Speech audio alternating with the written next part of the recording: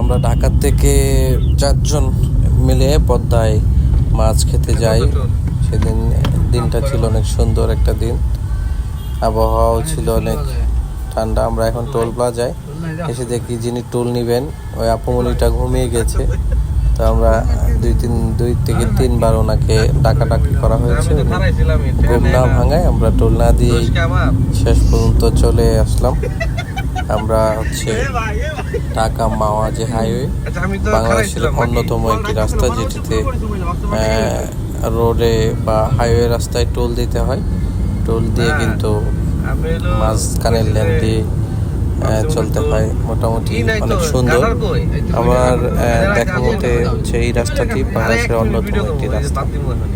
এই রাস্তায় মন খুলে গাড়ি চালানো যায়, ওভার স্পিড করা যাবে না। ওভার স্পিড করলে সেটা যতটা দ্রুততম যাওয়া যায়, এবং সেই সাথে কিন্তু ওভার স্পিডের ক্ষতিও রয়েছে। অনেক দুর্ঘটনাও ইতিমধ্যে ঢাকা মাওয়া রোডে ঘটে গিয়েছে। যাই হোক, আমরা যাচ্ছি, ঢাকা মাওয়া রুটে আছি, গাড়ি চলছে। তো বিভিন্ন জায়গায় কিন্তু মাওয়া, ঢাকা মাওয়া এবং যে 300 রুটের রাস্তা আছে, এগুলোতে কিন্তু আপনি গাড়ি চালাবেন, স্পিড লিমিট রয়েছে, সেই স্পিড লিমিট অনুযায়ী কিন্তু গাড়িটা চালাবেন। কারণ কি, যদি আপনি ওভার স্পিড করেন তাহলে কিন্তু এখানে ট্রাফিক রয়েছে, ট্রাফিকরা কিন্তু ওভার স্পিড মিটার নিয়ে দাঁড়িয়ে থাকে। ওনারা কিন্তু সিসিটিভির মাধ্যমে বা বিভিন্নভাবে বিভিন্ন পন্থায় তাদের প্রযুক্তির মাধ্যমে কিন্তু আপনাকে যে ওভার স্পিডটি আইডেন্টিফাই করবে এবং তারা আপনাকে সিগন্যাল দিবে, দিয়ে আপনাকে জরিমানা বা ফাইন করবে। এই সমস্যায় কিন্তু পড়তে হবে। এই জন্য হচ্ছে নিয়ম মেনে আপনারা যে রোড মাফিক, যে রোডে যতটুকু স্পিড দেওয়া থাকে জায়গায় জায়গায়, সেই স্পিডগুলো একটু ফলো করবেন, বোর্ডগুলো ফলো করে একটু যাবেন, দেখবেন যে আপনার আর কোনো সমস্যাই হবে না। যাই হোক, আমরা যাচ্ছি মাওয়া।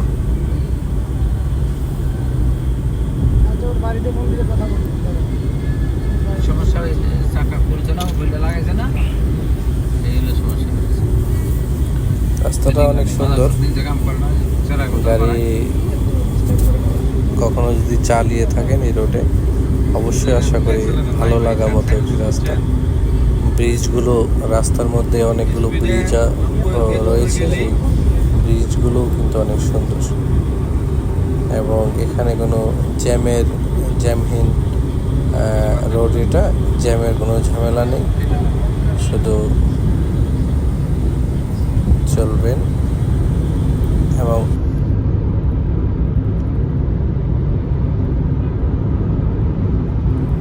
আমরা দীর্ঘ রাস্তা পাড়ি দিয়ে কিন্তু এখন চলে এসেছি প্রায় মাওয়ার কাছাকাছি। কিছুক্ষণের মধ্যেই মাওয়া আমরা চলে এসেছি। এখন হচ্ছে পদ্মা পাড়ের যে রেস্টুরেন্ট রয়েছে, বিভিন্ন হোটেল, ইলিশ খাওয়া, সেই হোটেলগুলো দেখছিলাম যে আসলে কোনটাতে ভালো হবে, কোন হোটেলে আমরা খাবো। এটা আগে থেকেই ঠিক করে রাখলে পরবর্তীতে আপনার সমস্যা হবে না। আমরা বিভিন্ন দোকান করে বিভিন্ন সাইজের মাছ, ইলিশ মাছ, এই ইলিশ মাছগুলো দেখছি বিভিন্ন সাইজ। এবং এখানে কিন্তু বিভিন্ন প্রজাতির মাছও রয়েছে। পাশাপাশি যেহেতু পদ্মা, তো পদ্মার পাড়ে সবাই মূলত একটু আকর্ষণীয় বিষয় সেটা হচ্ছে ইলিশ মাছ। ইলিশ মাছ খেতেই কিন্তু সবাই এখানে চলে আসে বন্ধু বান্ধব নিয়ে। তো আমরাও আজকে ইলিশ খাবো। বিভিন্ন দোকানে ঘুরে ঘুরে ইলিশ দেখছি যে কোনটা আসলে ভালো লাগে এবং দামেও ভালো হয়। এখানে মূলত সবাই ইলিশের জন্য যায়, এই জন্য তারা কিন্তু বিভিন্ন জায়গা থেকে ইলিশ আমদানি করে থাকে, আপনাকে ঠিক করে নিতে হবে। যাই হোক, ইলিশ দেখে আমরা চলে আসলাম পাড়ে, যে আমরা পরে আসব।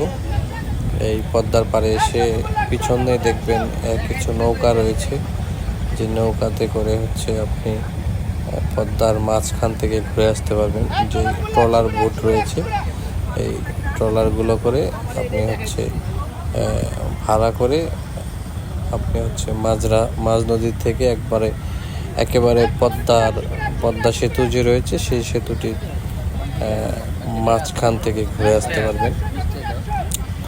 তো এভাবে আপনি চাইলে রিজার্ভ নিতে পারবেন। আপনারা যারা ফ্যামিলি নিয়ে যাবেন তারা ইচ্ছা করলে এই বোটগুলো রিজার্ভ করেও নিতে পারবেন এবং সিঙ্গেলেও নিতে পারবেন। সবার সাথে একত্রে তারা হচ্ছে 100 টাকা পার জনে 100 টাকা।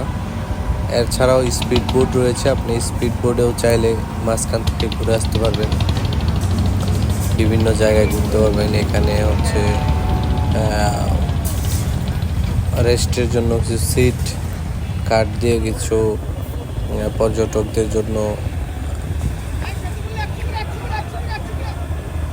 রেস্টের ব্যবস্থার জন্য, বাতাসে বসে থাকার জন্য নদীর পাড়ে কিন্তু তারা চৌকির ব্যবস্থাও রেখেছে। এখানে কিন্তু ঘন্টা হিসেবে এই চৌকিগুলো ভাড়া নিয়ে এখানে বসে থাকতে পারবেন। দেখুন আমরা ওই পারে চলে আসলাম। আমরা হচ্ছে একটি চায়ের দোকানে বসে চা খাচ্ছিলাম আর এই দৃশ্যগুলো দেখছিলাম। এখানে কিন্তু অনেক পর্যটক যারা হচ্ছে পরপরই কিন্তু সন্ধ্যা ঘনিয়ে আসে। সন্ধ্যার পরের দৃশ্যটা কিন্তু আরো অনেক সুন্দর।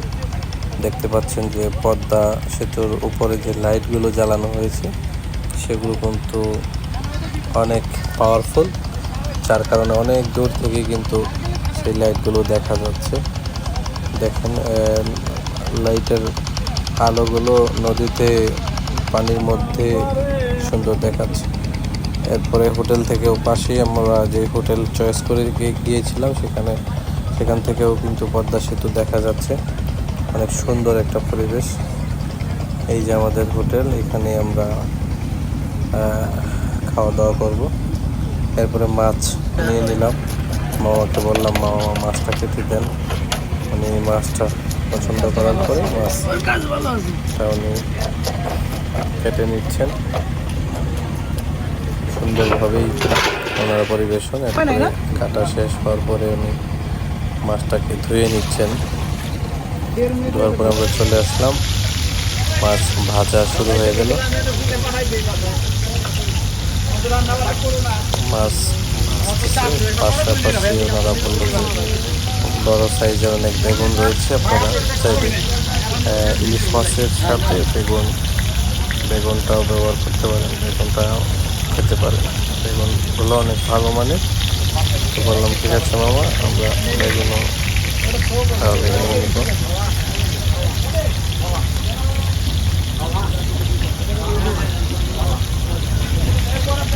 মাছ ভাজা হচ্ছে।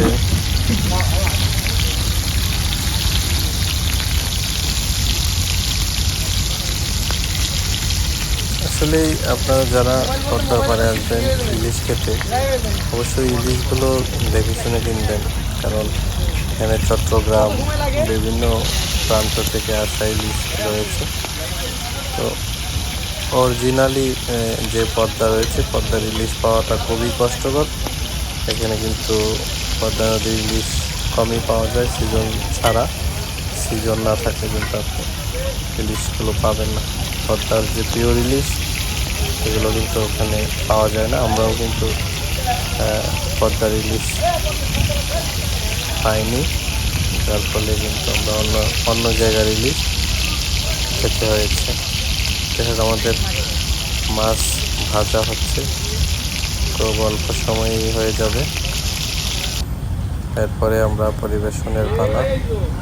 মাছ এবং কি ইলিশের লেজ দিয়ে যে ভর্তা বানিয়েছেন সেই ভর্তা, ইলিশ ভাজি, সাথে হচ্ছে সালাদ এবং ডাল।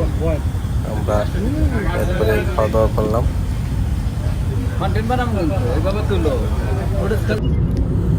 খাওয়া দাওয়া শেষে আমরা আবার সেই চিরচেনা ঢাকায় চলে আসলাম। ধন্যবাদ সকলকে। আপনারা যারা পদ্মায়